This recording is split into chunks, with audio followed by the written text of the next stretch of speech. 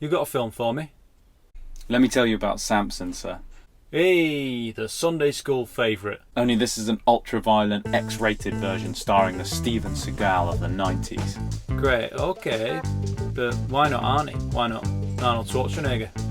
Well, I was worried that Arnie was a bit too camp and a bit too... Well, he was basically not nasty enough. But what about Stallone? Stallone is too moral.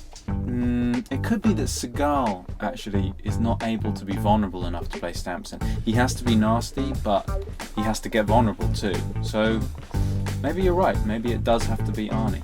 Nice to know my opinion counts for something around here. I'll make the call. So, Samson's dad isn't his dad, if you get me. His ma says it was an angel, which her old man doesn't believe, because who would? The old man, Manoah was his name, had known that something was up. And sure enough, one day he catches his wife and this angel together in a field. Now then, I'm not sure I like where this is going. Neither did Manoah, but his wife is insistent that this was all just an innocent angelic visitation. And when she finds out that she's pregnant, she promises to offer the child to the temple and to make him a Nazirite on account of him being an angel's son and all. Nazirite, so there's no haircuts, no drinking, no corpses, and a life consecrated and set apart. Well, he does the haircut bit. But as he grows up, this Samson turns out to be huge, and he has a precocious talent for beating the crap out of people, and he's horny as hell. And he has a thing for Philistine women, which is kind of a problem. What's wrong with Philistine women? They're the enemy. You know, Philistia has erupted out of nowhere. They were the terror of every people on the Mediterranean, even Egypt, whose records tell of the destroying sea peoples. They were armed with ancient Delilah technologies. They were metropolitan, impeccably dressed and made up, but also as merciless as the most brutal of barbarians. They offered human sacrifices to their bull god, and now they've moved into Palestine and they're suppressing the tribes and turning them into vassal states. They're the mortal enemies of the Israelites. That's the problem. Oh, so this is like a sort of Romeo and Juliet situation. Well, make Romeo a 300-pound barrel-chested hunk of spunk with hair down to his ankles, an impulse control problem, and a propensity for violent rages, and replace Juliet with countless Philistine hookers, and yeah, just about. Samson was always in those Philistine brothels. He hardly saw his own tribe. It was his parents' fault, people said, because they had trade with the Philistines. They sold in Philistine markets, which made them good money, but it put their son in the way of certain temptations, shall we say. And one time they were in this Philistine town of Timnah, and Samson falls for this woman that he sees at the market. And he asks his parents if he can get her for him as a wife. They say, no, of course, no. But Samson argues, and then we have some emotional lines that we can use in the trailer of massive Arnie Samson and his tiny ethnic parents screaming passionately at each other. I'm seeing things differently. Can't you see the nightmare coming? You know, I was thinking, if you told a positive story, if you used this opportunity to tell a positive story of intertribal marriage, it could help spread a message of peace and harmony among the peoples. And do stories have to be positive examples? But what do you think they should be? I'm not sure I know, but I don't think that they're a code that programs how we behave. Are you sure? Pretty sure. But stories must make a difference. I bet they do, sir, but maybe that's more because they're like mirrors. They reflect what we are, especially our desire and our tension. Oh, I see. So you're just telling it like it is, are you? Well, you can't say there's a lack of desire and tension in the Samson story.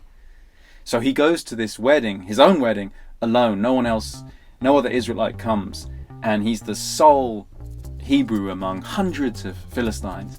And Samson seems wonderfully impervious to the almost incredible awkwardness of this.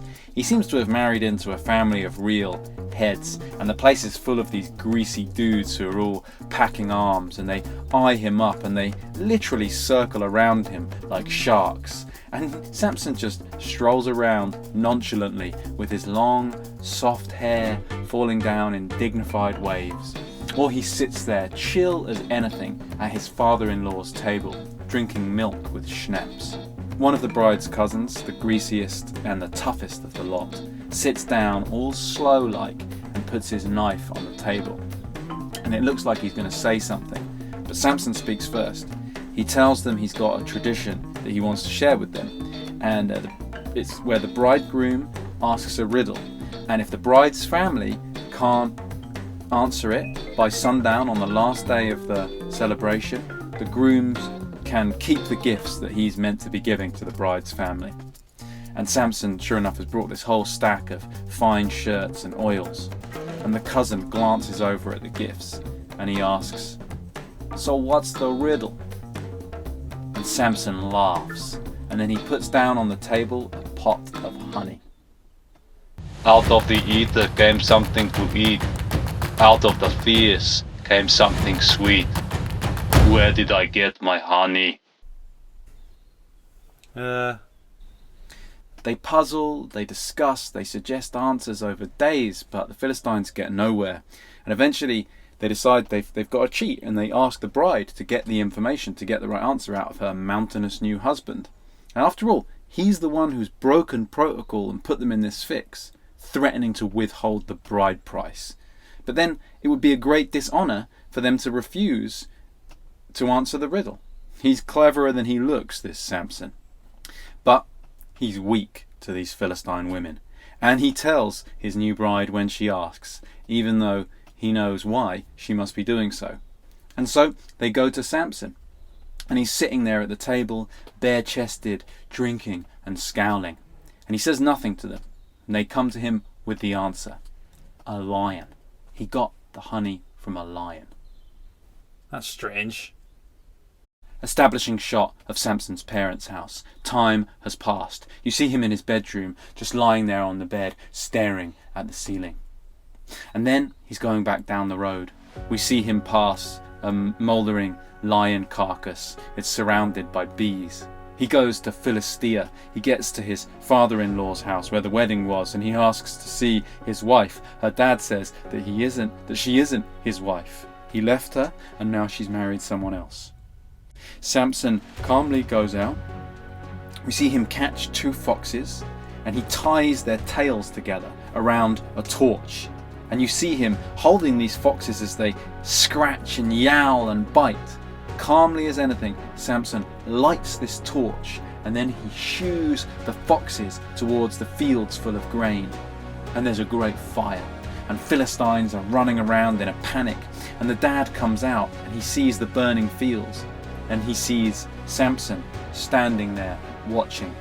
"You crossed the line, Samson!" Not yet. And then Samson fights them all, and he kills them until they can't send him any more greasy cousins to fight. And the father-in-law shouts at him, "This was not the agreement!" Samson leaves like a great bear lumbering off towards the woods. And you see that in reaction to the damage, the Philistines burn down Samson's erstwhile wife and her father. And then they go on to aggress the Judeans. And the Judeans are looking for Samson, but his parents haven't seen him. And after some searching, they finally find him. He's living in a cave. It's a kind of crag in a cliff, and his hair is pouring out of it like a waterfall. And they rouse him, and they tell him he has to answer for his crimes, or else.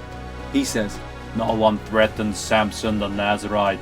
Hey, he is not a Nazarite, this guy. well, he's got the hair, hasn't he? It's more than just long hair. It's meant to be a life lived in service.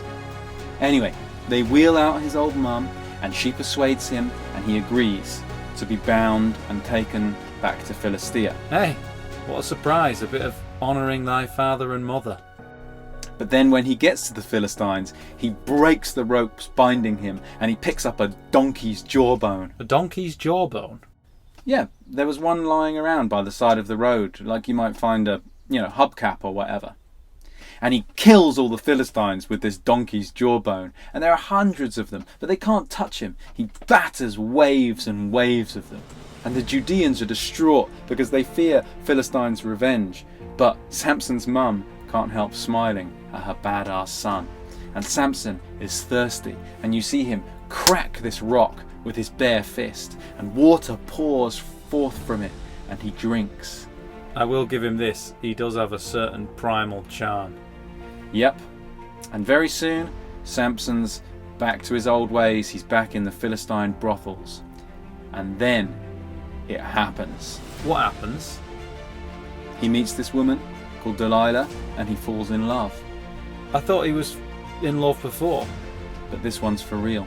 but he thought it was real before. Yeah, but sometimes you think it's for real, and then when you find the really real stuff, you realise the other one wasn't really for real. So, is their romantic union going to be the catalyst for peace between the two tribes? Nope. Delilah is a spy charged with finding Samson's weakness so Philistia can take him down. Poor Arnie, tricked by the one he loves. Oh no, sir, he's not tricked. He knows that she's a spy from the outset. But then why does he go with her? You'd understand if you saw her. Delilah is her name, and night after night she sits up in bed with Samson and she asks him to tell her his weakness. He won't tell her it, surely. Well, he resists for a while, and then one night, as she pleads, telling him that if he loved her, he wouldn't keep anything from her, he, with tears in his eyes, tells her that if he is bound with bowstrings, he cannot break free. Oh. And so the next day, Philistine men ambush him, and they bind him with bowstrings, and they take him to be killed. But he breaks free and kills them all. He lied to her. He lied, yes. Oh, this is not a healthy marriage. What they do have, though, sir, is passion. Her hair falls about his face, and his is like a dark pool on the bed, and he knows her. But she complains, "I do not know you. You have not trusted me enough to share with me your secrets." Nightly she pleads, caring nothing for sleep, and finally, with his eyes like aching red moons, he tells her. But why? If I am bound with new ropes, then I cannot break free. And so again the Philistines ambush him, and they try the trick, and again Arnold Schwarzenegger does what he does best and floors the lot of them in a variety of interesting and painful ways. Delilah once again turns the matrimonial screws, and once more he fobs her off with some nonsense about how he can be stopped if he's bound with thread. And the time after this, though, when that all fails, she tells him that if he wants her, if he loves her at all, he will tell her the truth. It's make or break. He has to make his choice. But she's a spy who's directly informing assassins who want him dead. That has been established beyond a shadow of a doubt. But he does love her, sir. What does that even mean? I am a Nazarite, dedicated by my mother to the Lord at birth, bound by an oath to never cut my hair. If you take that, my strength is gone. No.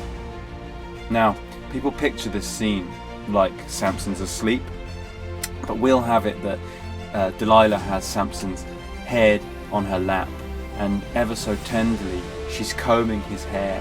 His eyes are shut, but he's very much awake, and it's her tears that fall down as she begins to cut. No.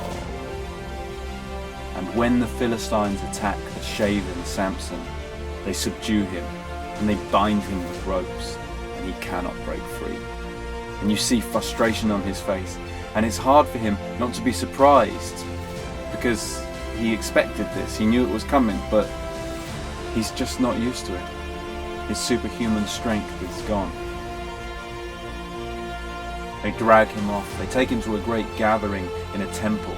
Philistia is celebrating his capture, and they blind him, they pluck out his eyes.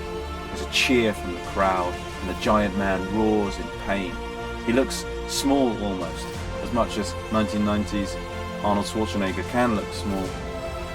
His strength and his beauty are gone, and they drag him to a cell, and they continue their feasting.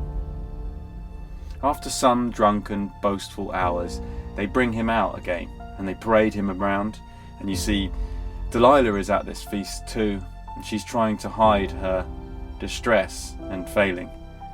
They're in this sanctuary of this pretty magnificent stone temple. There's images to their bull god all around.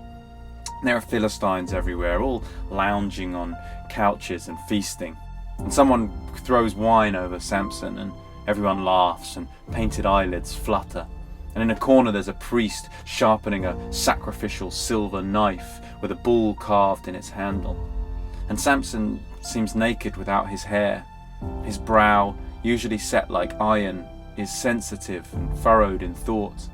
And he leans down and he speaks softly to the slave boy who's leading him around the sanctuary. Take me to the pillars, boy. In the center of the room there are two pillars set close together that hold up the stone arches that hold up the roof. And sure enough, the boy leads Samson there, and Samson feels the ridged stone of the pillars with his cucumber fingers, and he puts himself between them, and he places one mighty hand on each. Cut to Delilah. She perks up, turning away from the greaseball who's chatting her up, and we see the cousin of Samson's first wife also looking up, but he's sneering. And then back to Samson. He's beginning to push. He's straining against solid stone, and his pushing is having no discernible effect on it. And the slave boy is looking up at him, and others are taking notice of what he's doing, and there's guffaws coming from the audience, and people throw food, but Samson keeps pushing, and he's getting a feeling for it. He's beginning to really try. His face is going red, veins are popping out, and there's a small tick, and it's not quite exactly clear if it's come from in him or in the temple. I never thought I'd be so keen for someone to collapse a roof. The slave boy walks calmly away, and the reaction of the Philistines is turning up a notch towards consternation. And the cousin stands up and he marches towards the front. There's people in his way and he's stepping on them and he's swearing at them. And Samson, meanwhile, is still pushing. Is it an optical illusion, or is the left pillar slowly shifting? Cut to Delilah. She stands. There's a smile on her lips. There's triumph in her eyes. She shouts her lover's name, Samson! He pushes. Pillar slides like it's a ship moving calmly away from harbour, and the room has its second of chaos. People screaming and standing and shouting, and Samson collapses, relieved onto the floor, and the room melts to nothing, disappears, ceases to exist in a shower of stone. So, they all die? Of course, sir. You see from the outside the temple collapse. Time passes. Samson's old folks are leading a funeral procession. They bury him in his ancestral tomb as a judge and a hero. And the moral of the story is, however tough you are, you have to be able to be vulnerable with your partner. but wait, being vulnerable with Delilah is what got the guy tortured and killed. But we humans are used to torture and to dying. He was by far brave enough to face those things. He's Arnie. That wasn't in question. The real test of his bravery was telling the truth to the one he loved. And all the more so because of the risk. But it didn't pay off though, did it? Well, he had his victory, didn't he? You mean the victory of taking down a load of the enemy on his way out? Hey, like it or not, those were the terms of victory. It might be too human for you, sir, but those were the terms. And in those terms, he had victory. He had the one that he loved. He told the truth. And he may have lost everything, but he gained it again in that last moment when she called out to him in passion. So, you're saying it was a pact of death? And what could be more romantic than that, sir?